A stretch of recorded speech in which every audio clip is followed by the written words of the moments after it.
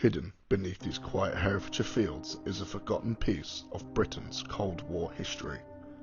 What looks like nothing more than just an old hatch in a field actually leads to a Royal Observer Corps nuclear monitoring post.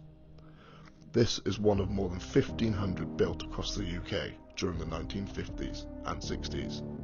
These bunkers were never really designed to save lives. Instead, they were manned by volunteers whose job was to stay underground during a nuclear attack and record the location, the power, and the fallout of an atomic explosion. Using simple instruments, they would relay information to Central Command so the government could understand the scale of destruction above.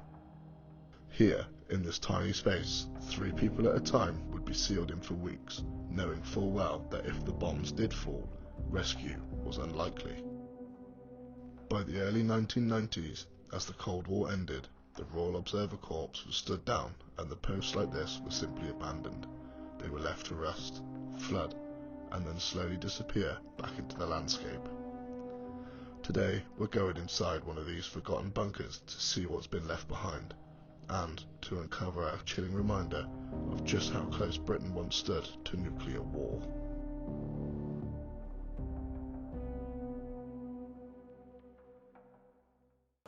So we are currently at a ROC post. The ROC post is just here. As you can see, it looks like a little chimney in the ground. It's a little square thing in the background. So yeah, these looked out for any nuclear activity or unwanted activity. Climb over the fence. Obviously I'm right now currently in the middle of a field. This is the ROC post. We're going to go inside. You can see these are ventilation points. The breathing points is more here. Obviously there's there and there's there. So we need to open this up. So we need to lift the bar. Pull the bar off. This is the lock. So I'll put that there for now. Then we need to open this bunker up. It's heavy. There he goes. And in there is our nuclear bunker. This is 1995, and obviously beforehand. Again, these are like Royal Corps basically. So I think they were called Royal Observation Corps. Basically, these were voluntary things from like people in the area, and they'd live in these holes underground. What I'm stood on now, they'd live down here, and they'd just look out for anything unwanted in the area and what's going on in the skies. They're testing the weather, what's going on with the weather, as in like is there any unwanted nuclear activity, because that's what they were for. It was basically during the Cold War purposes. So you stick that on there. Good old, it's magnetic. You can grab that after. It's going to be very dark in here because there is no light in here at all. So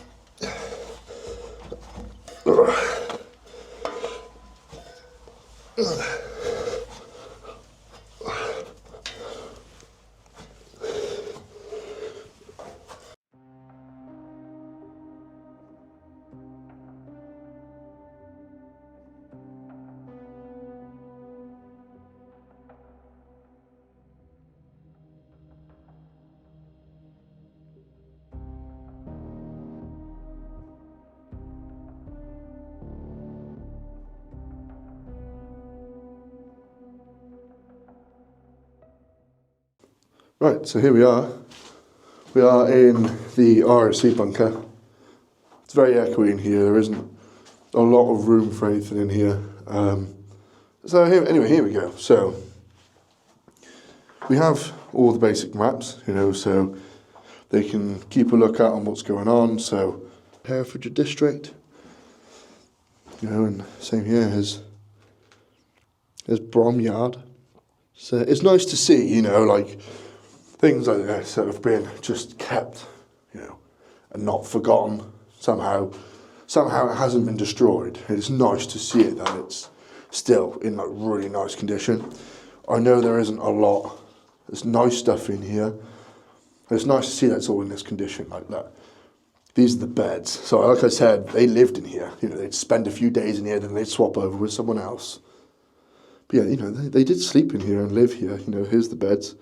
It's the bunk bed. You know, I'm guessing these are the pillows.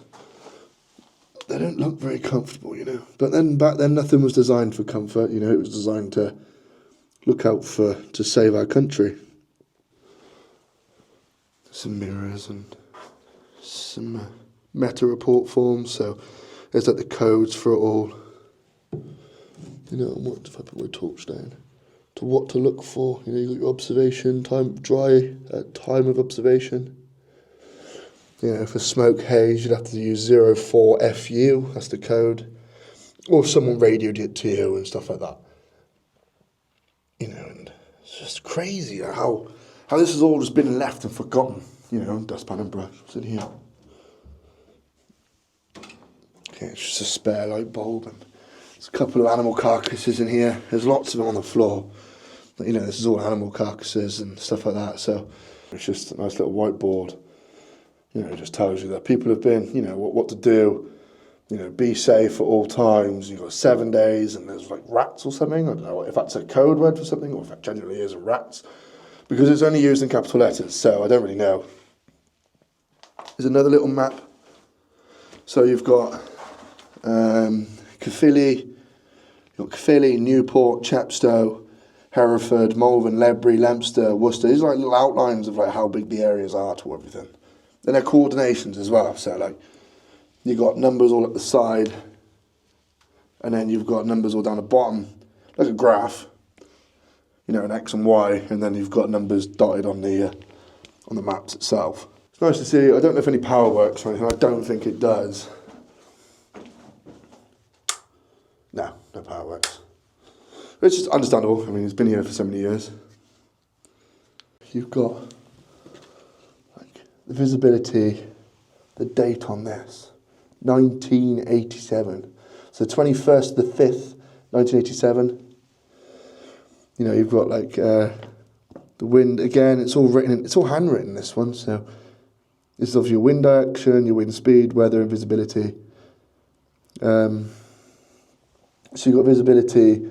It's all written there. So it's wind direction, wind speed, weather, visibility. So wind speed, weather, visibility, and then your wind direction, I'm guessing, is this. That still spins. Look at that.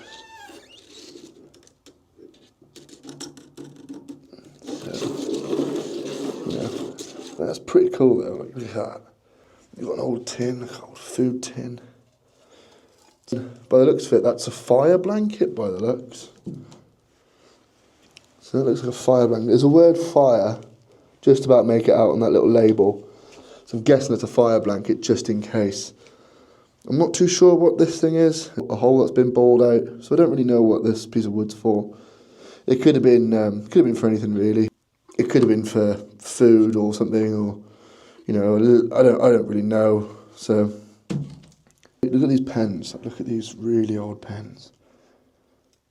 So look at these. Look at these old pens. Look at them.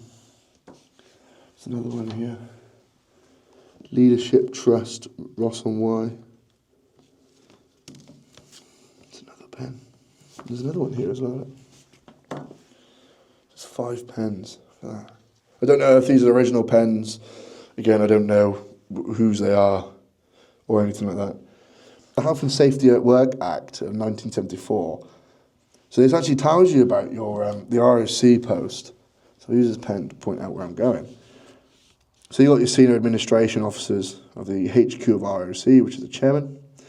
And then here it also says Personal Services Officer, HQ ROC, ROC Safety Officer. It basically just tells you the management representatives and the staff representatives. Mr. J.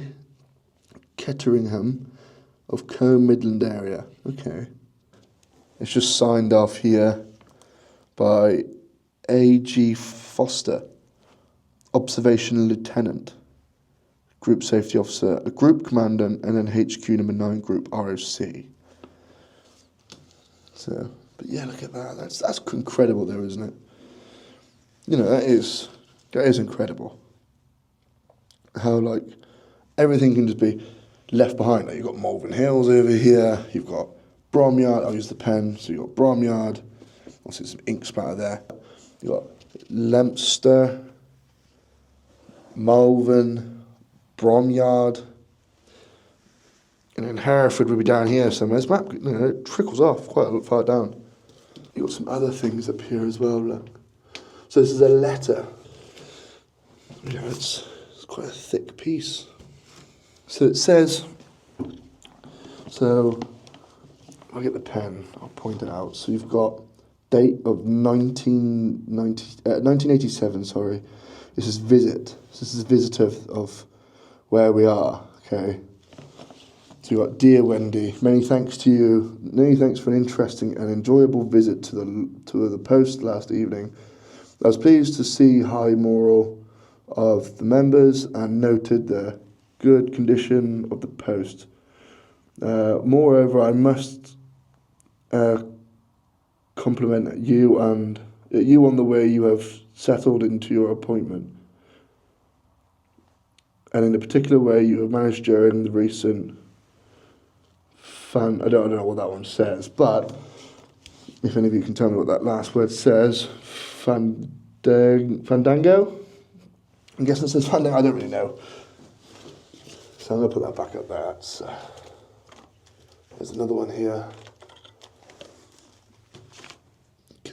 So we got another Health and Safety at Work Act, instructions and policy, and again signed off by, there's nothing on the other side. But look at that, it's crazy. Some crazy stuff just been left behind. But that's not it, you've got a crate here, hand-operated siren. Has it got a date on it? No, there's no dates on it. Oh, service, electrical. It's all, the labels are coming off. It's sad to see. Such beautiful things, just a bucket there, it's all rotten away. It's just sad to see such a beautiful little thing. And what these used, these were here to save our country, This was here to save us, and it's amazing to see it.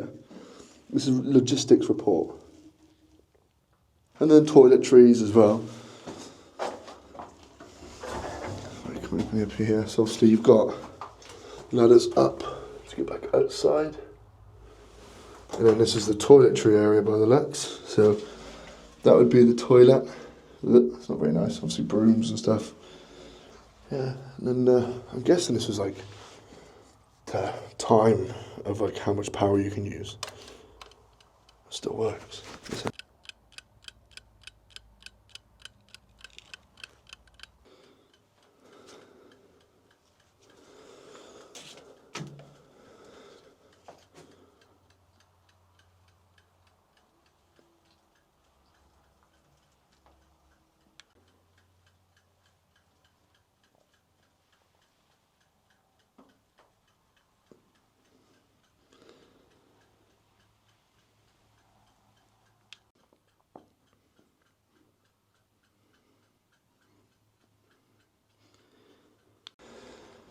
Look at this old water pump handle. Look at that. It still works. Look at that. It's crazy. Obviously there's no water coming into it anymore because the valve's open and the valve's now open, but obviously the water's not passing. Mind your head. This is what you'd see on the outside of it. I'm just poking my head out the hole. And that is what saved our lives, it kept us safe. That kept us from any unwanted activity, and just to prove to you that it's dark down there, and it's quite, it's a fair way down. Yeah, what a beautiful little explore that was. So. Standing back above ground, it's hard to believe that something this small once carried the weight of the entire nation's survival. These volunteers were expected to stay below the surface while the world above them burned, armed with nothing more than notebooks, basic instruments, and blind faith that their reports might make a difference. So what do you think? Would you have volunteered to work in a place like this, knowing there might not be a way out? Do you believe bunkers like this were a necessary precaution, or a symbol of just how unprepared the country really was. And should sites like this be preserved as history or left to fade back into the countryside? Let me know your thoughts in the comments, and if you want to see more forgotten places like this, make sure you're subscribed. I'll see you in the next one.